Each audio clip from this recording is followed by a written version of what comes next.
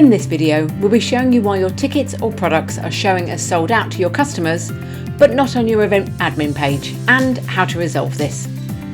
First, make sure you are logged in as an administrator. When a customer adds items to their basket, they are reserved, so they cannot be purchased by anyone else. If they inadvertently place all of the stock in the basket, then it will show as sold out.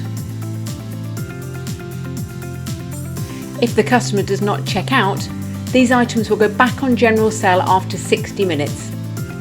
This is why you sometimes see a discrepancy between what your customers see and what's showing in your event admin page.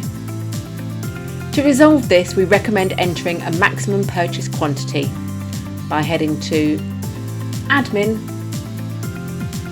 Events, and then click on either the name of the event or Tickets and Products from the Manage menu. Select Edit from the Manage menu for the ticket or product, then enter a quantity in the maximum purchase quantity field.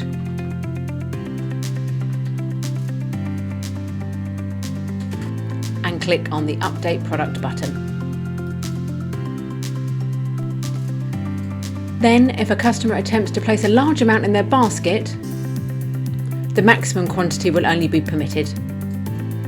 And that's it. You now know why your tickets or products are showing as sold out and how to resolve it. Head to our other tutorials and FAQs for any further guidance you require, from setting up events to holding a raffle. Thanks for watching.